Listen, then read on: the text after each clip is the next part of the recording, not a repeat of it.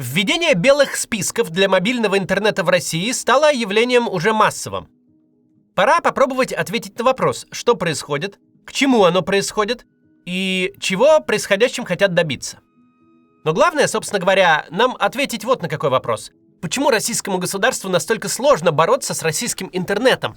Почему оно этим занимается уже 1,5 десятка лет и пока преуспело лишь в том, чтобы обогатить VPN-сервисы? Поэтому разговор мы начнем не с интернета как такового, а с того, почему так непросто ломать то, к чему общество успело привыкнуть, что встроено в его ткань. Только перед тем, как начнем, краткий анонс. Сегодня вечером на моем канале будет стрим. Мы будем собирать деньги в поддержку издания «Медуза», которое столкнулось с большими сложностями. В прямом эфире будут издатель и генеральный директор «Медузы» Галина Тимченко и главный редактор Иван Колпаков. Готовьте ваши вопросы. Начнем в 8 часов по Москве и в 7 часов по Европе.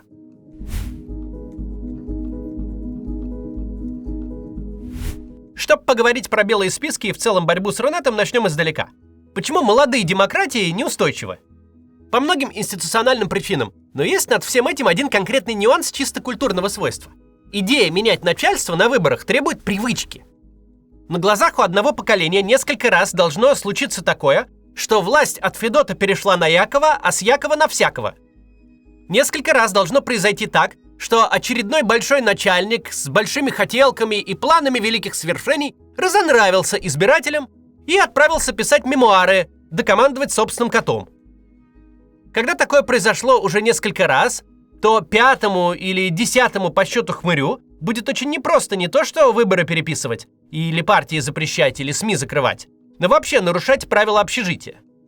Потому что абсолютно все, от дворника до министра, от главы избирательной комиссии до мента с дубинкой, понимают, хмырь-то уйдет вслед за своими предшественниками, а правила останутся.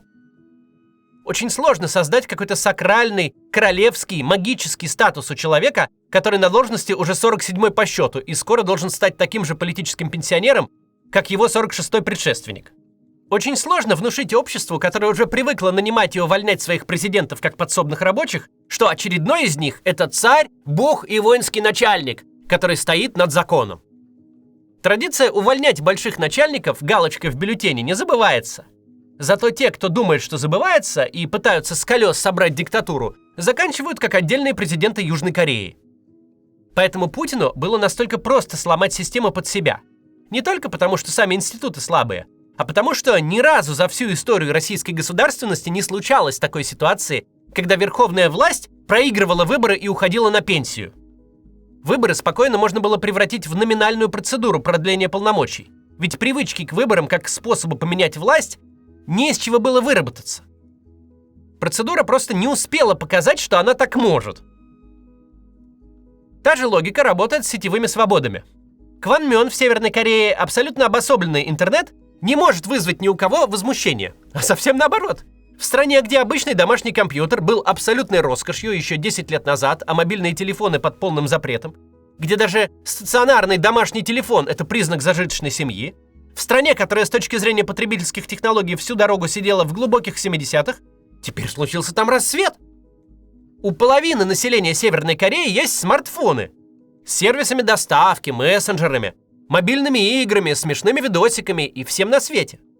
Северные корейцы не могут быть возмущены тем, что им недоступны YouTube, Twitter и Telegram, потому что просто таких слов не знают.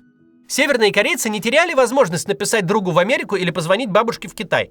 Они просто обрели возможность отправить брату в соседний город сообщение в телефоне, а не бумажную телеграмму по почте. Надо думать, с точки зрения гражданина Северной Кореи, сложно даже вообразить, что в остальном мире все устроено не так, как у них, что реально можно позвонить в другую страну или посмотреть иностранный видос без цензурного разрешения. И вот эту реальность, надо думать, северокорейцам также сложно представить, как порой некоторым людям из наших широт сложно представить, что президента США или Бундестаг в Германии выбирают не узким кругом закулисного политбюро, не какой-то тайной ложей, а вот прям так, как выглядит. Люди приходят, голосуют, и это и имеет значение. Так же, как советского человека невозможно ограничить в выезде за рубеж.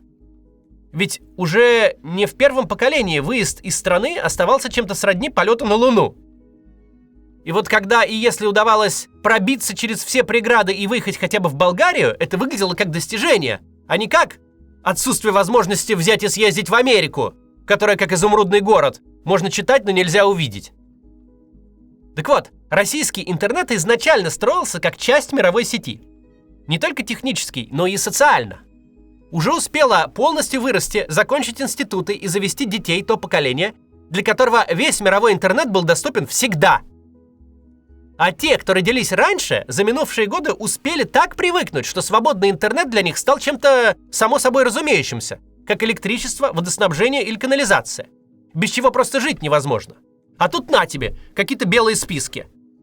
Дальше поговорим о том, как граждане всяческим блокировкам сопротивляются и как власть пытается с ними в этом бороться. А пока актуальная реклама от VPN Liberty, который эти самые блокировки, а именно белые списки, обошел. Пока настройки для обхода можно получить в техподдержке, но позже обновления будут доступны у самого VPN. Все больше полезных сервисов становятся недоступными в России без VPN, которые тоже вовсю блокируют.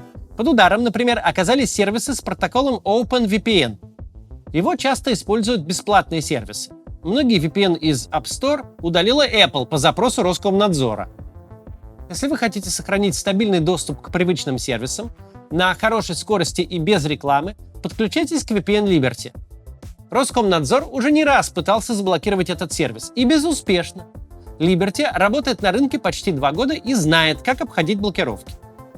У VPN Liberty есть в этом плане довольно полезная фишка.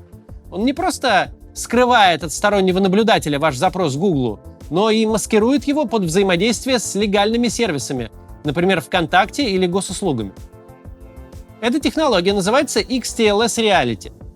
С таким VPN вы можете смотреть мой канал на YouTube, обходя все блокировки, при этом ваш провайдер будет считать, что вы просто интенсивно переписываетесь во ВКонтакте.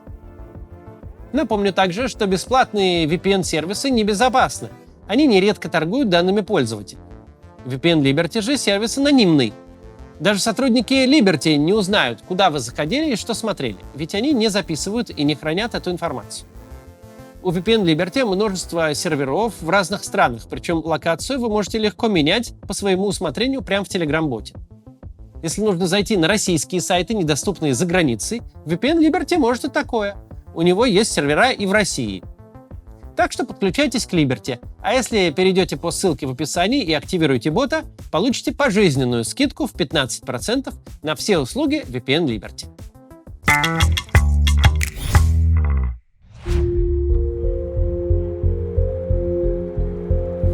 Спасибо, что смотрите рекламу, особенно такую. Она помогает и каналу оставаться независимым, и зрителям помогает его смотреть. Но продолжим.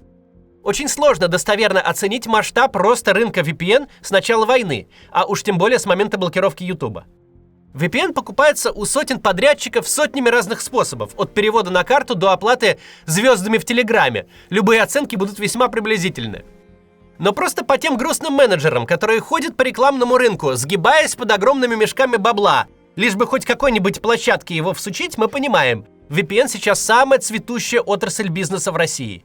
Рынок, смотря на который поставщики санкционных мерседесов понимают, что сделали в жизни неверный выбор.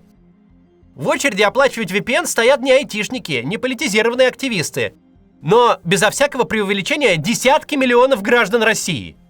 От подростков до пенсионеров, от тех, для кого 500 рублей – это чашка латте с утра, до тех, для кого это 2% пенсии. Это видно по опросам, по 18 миллионам просмотров интервью с Аллой Пугачевой на заблокированном Ютубе, по личному опыту многих из нас. Наши пожилые родители, бабушки и дедушки лихо умеют прибедняться. Я того не умею, сего не умею. А куда тут нажимать, а как это сделать? Но стоит 73-летней маме с первого раза не дозвониться из России до 33-летнего сына в Европу по WhatsApp, и курс технической грамотности проходится за полдня. Уже и VPN самостоятельно найден, и оплачен, и настроен, и включен. Проверено на нашем редакторе.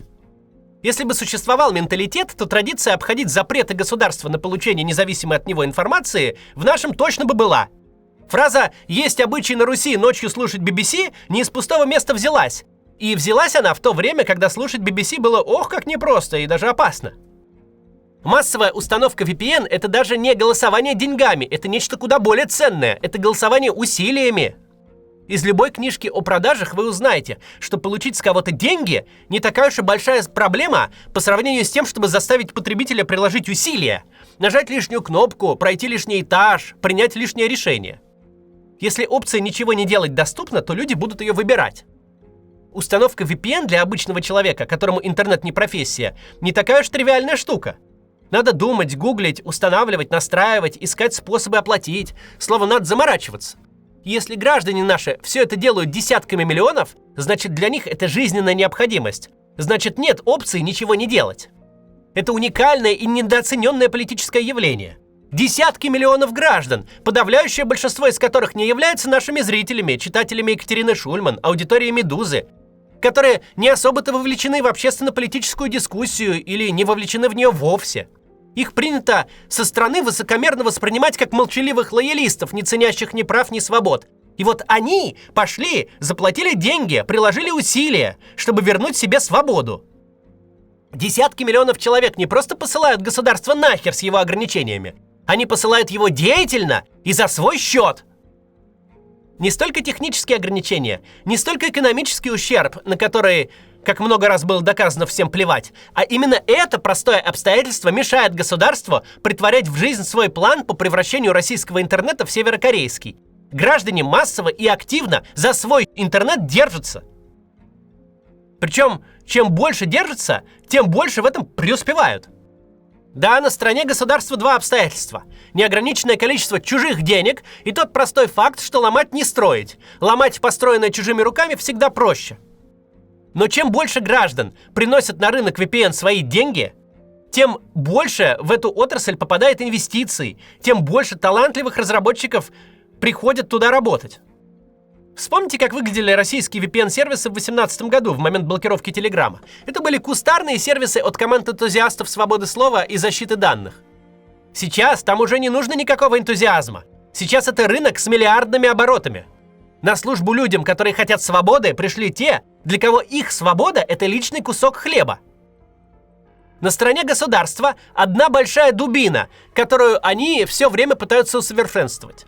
На стороне граждан много талантливых людей, законы рыночной экономики, а главное – само устройство интернета, чей технологический предок, ARPANET, создавался настолько децентрализованным, чтобы пережить советские ядерные бомбы, не то что путинские технологические дубины. Понятно, что белые списки для мобильного интернета – это очередная версия такой дубины, направленная на социальную деградацию российского интернета. Версию с защитой от беспилотников, с вашего позволения, мы тут вообще рассматривать не будем, потому что это полная чушь. Цель очень прозрачна. Граждане массово обходят ограничения с помощью VPN. В принципе, отрубить российский интернет от заграницы – это технически сложно и политически опасно. Политически опаснее, чем выездные визы вернуть, например. Несравнимо больший процент граждан успел оценить радость свободного интернета, чем возможность съездить за границу. С массовым обходом блокировок сделать ничего нельзя. И главная проблема тут не в том, что может вся инфраструктура накрыться, что может перестать работать не просто ВКонтакте, но электростанции и аэропорты. Главная проблема в том, что дубинок у Росгвардии может не хватить. Мобильный же интернет и белые списки в нем – это такой хитрый способ подавить саму потребность в западных сервисах и свободном интернете. Белые списки на мобильном трафике не затронут никакой критической инфраструктуры, она вся в интернет ходит по проводу, кроме терминалов оплаты и банкоматов. Но по замыслу они должны полностью обесмыслить обход блокировок всюду, где интернет стационарный. Никому не нужен мессенджер, который фурычит только дома и на работе, общение в котором строится по отложенному принципу, как у городской связи. Вот когда абонент дома, тогда и прочитает. То же касается любых других сервисов, от прикладных до развлекательных. Очень тяжело жить в мире, где у тебя два отдельных интернета, когда Wi-Fi на минуту отваливается и у тебя половина телефона работать перестала. Если считать белые списки непроходимой стеной, то это действительно дьявольская задумка. На третий раз, когда вам придется задумываться, муж ушел уже с работы и успею ли я ему написать в WhatsApp, чтобы ребенка забрал из садика, или надо уже в Max, на третий такой раз вы, возможно, и перестанете пользоваться WhatsApp. Или, может, не вы, но кто-то перестанет. Но мы видим, что и из этого не вышло сделать бетонной стены. Кванмёна не вышло и на мобильном интернете по белым спискам тоже. Уже есть VPN-сервисы, которые умеют обходить их тоже. А значит, никакой дьявольщины и тут нет. Снова желание граждан оставить свободу при себе, рыночная экономика и устройство интернета, как сети, позволило обойти и это.